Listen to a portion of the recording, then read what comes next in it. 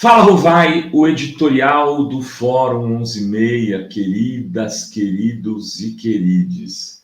Dia de festa, dia de alegria, dia de comemorar e celebrar a democracia. Não foi uma vitória do PT, não foi uma vitória só da esquerda, é uma vitória ampla do campo democrático, um momento decisivo da história do país. Mas todas as vitórias, todas as conquistas, em geral, tem um nome que as traduz, né? Uma mulher, um homem, né? Tem sempre alguém ali que pode ser melhor identificado com aquela conquista. E, nesse caso, o nome é dele, Luiz Inácio Lula da Silva. Eu queria dedicar esse Fala Rovai a esse grande homem, porque vivi essa sua trajetória política desde que me conheço por gente, né? Desde que acompanho política, desde que fui, pelo menos, desde quando já acompanhava antes, porque meu pai admirava muito Lula, ficava vendo ele como liderança sindical, falava, olha só, esse cara aí, esse cara tem futuro, não sei o quê. E quando eu vou fazer faculdade, então, em São Bernardo, em 1985, a aproximação foi instantânea, né? Passei aí nos sindicatos metalúrgicos, virei presidente de centro acadêmico, me relacionava com todo o pessoal da política local, do PT, da CUT, que estava nascendo, e encontrava o Lula, eventualmente, em algumas ocasiões. Depois fui fazer a campanha do Djalma Bom, em 92, em São Bernardo do Campo, coordenar a área de marketing grande de Djalma, que foi talvez a principal liderança, junto com Lula, das grandes greves do ABC. E aí tive mais contato ainda com o Lula, com a dona Marisa. A gente fazia reuniões na casa que a dona Marisa vivia, que o filho dela morava, que eles tinham sido a primeira casa do Lula e dela. Enfim, foi se constituindo.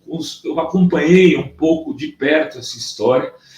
E quando, no dia 5 de abril de 2018, foi decretada a prisão do Lula pelo juiz, que segundo o Glauber Braga é o juiz ladrão, o Sérgio Moro, eu fui para o ABC, mas antes escrevi um texto. Infelizmente, esse texto sumiu aqui da página da Fora, eu vou resgatar e vou repostar ele hoje, mas não deu tempo de fazê-lo para esse momento. Mas era um texto onde eu falava que o Lula ia voltar, né?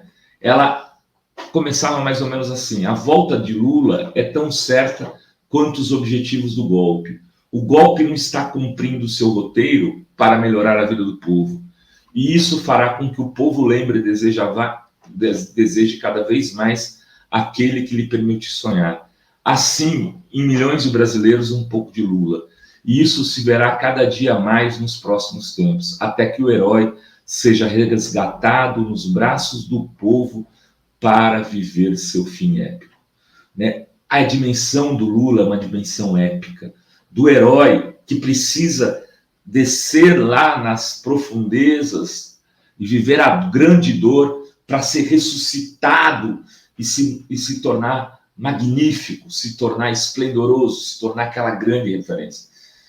Quando eu vi que o Lula estava indo para a prisão, então, naquele 5 de outubro, que aquilo era questão de horas, né, eu em vez de falar, não, perdemos, acabou, eu olhei para o lado e falei, cara, tem um destino se construindo, tem uma história que está passando aos meus olhos, e que esse personagem, ele vai voltar, né?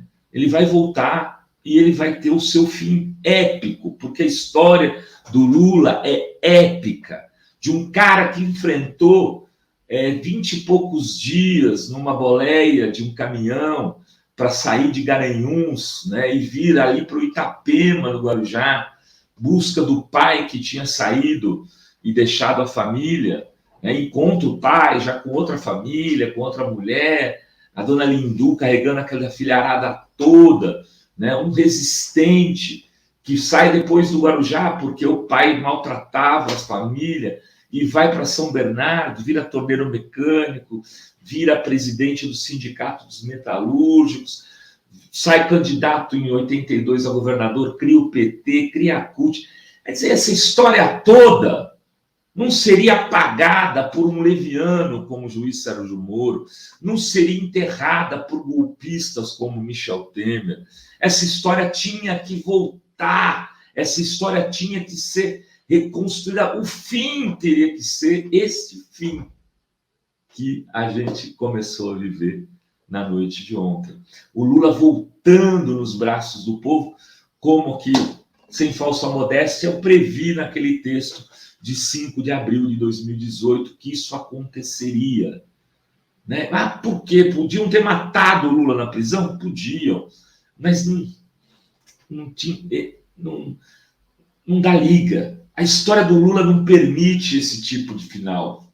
A história do Lula permite este tipo de final que a gente está vivendo hoje, que vai passar pela posse no dia 1º de janeiro, né, com o triplex verdadeiro, né, 3 vezes presidente da República, eleito pelo povo de forma democrática.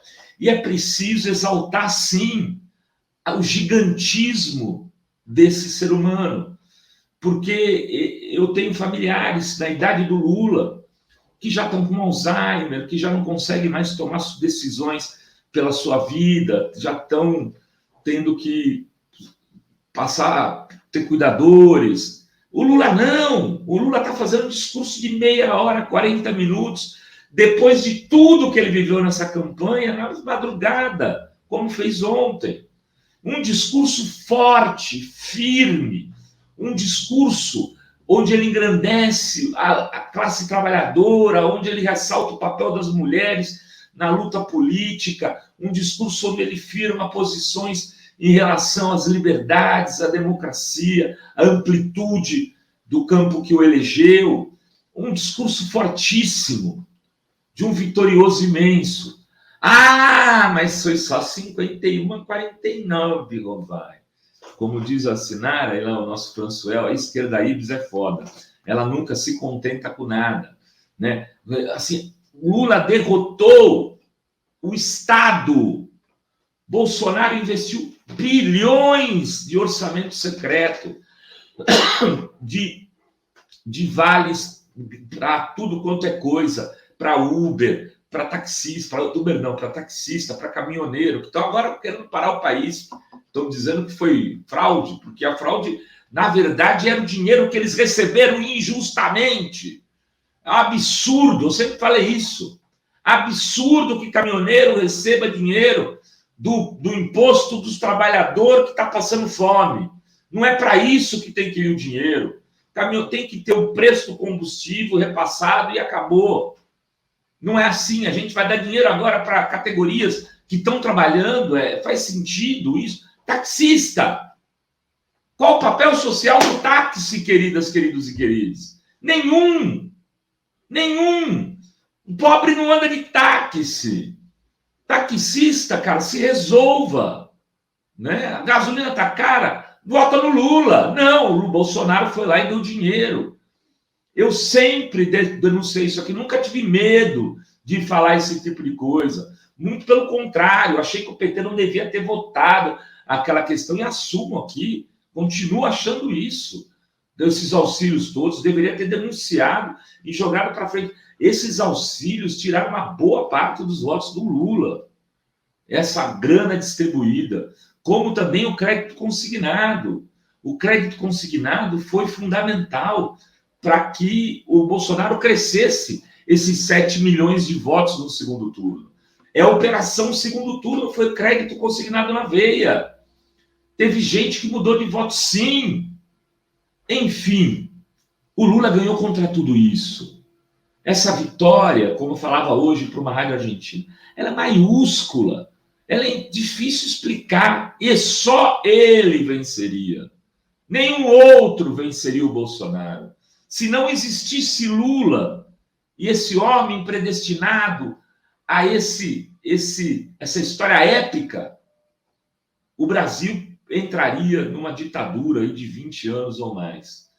Então, saudando, fazendo esse Fala Rovai, para render as minhas homenagens a essa imensa liderança política que ajudou, na noite de ontem, ao salvar o Brasil para as próximas gerações, para os nossos filhos, para os nossos netos, e também, por que não, para nós outros.